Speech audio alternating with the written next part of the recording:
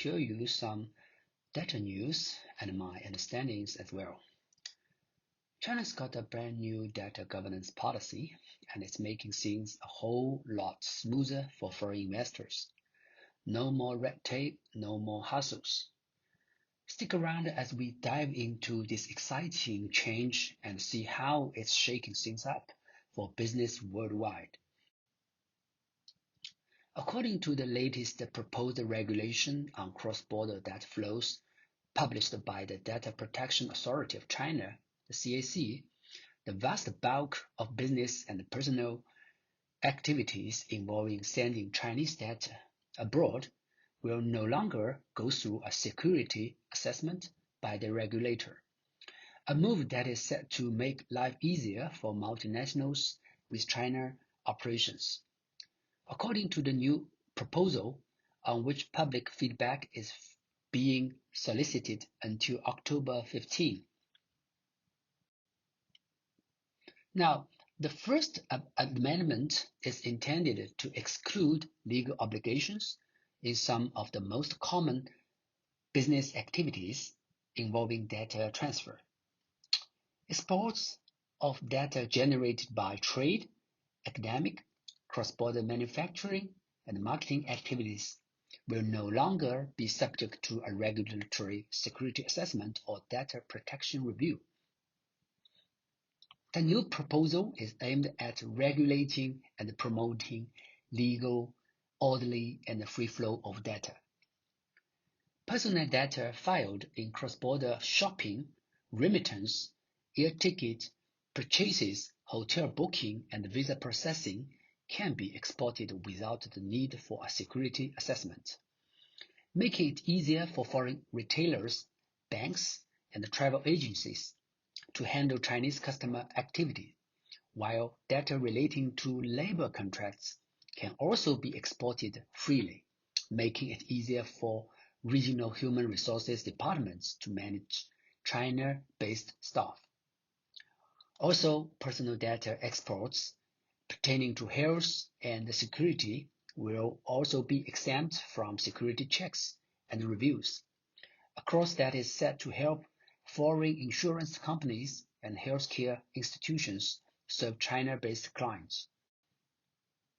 Now, the second action aims to simplify and standardize the criteria for cross-border data transfer rules.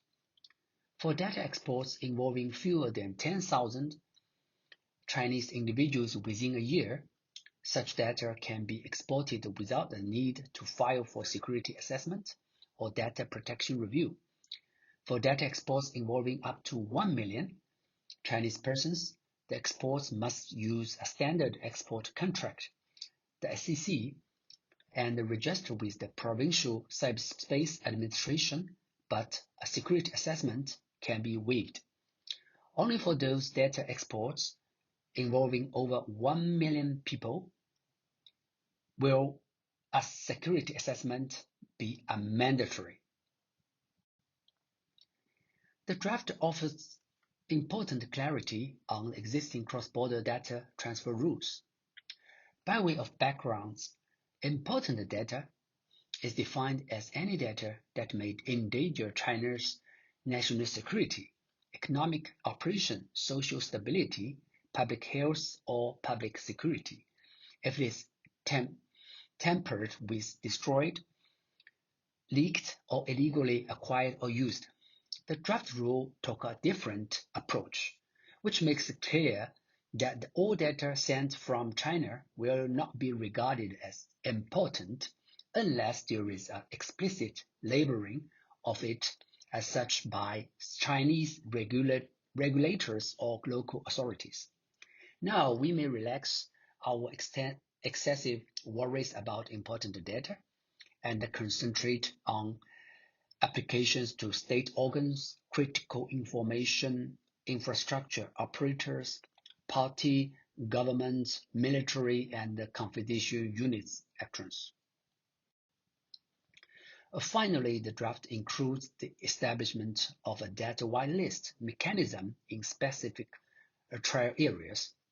China's government designated a free trade zone which cover China's major coastal cities, have the autonomy to draft their own negative lists for data export security review, and the data exports outside the negative list can go ahead without the need to inform the CAC.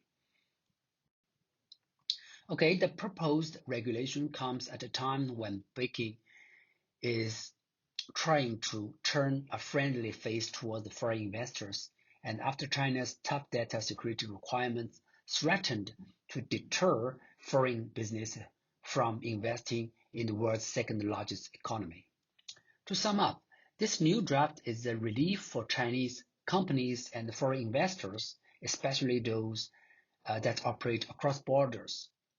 As it eases the data export process, it also seems to encourage cross-border data flows, lowers corporate compliance costs, and supports and safeguards international trade.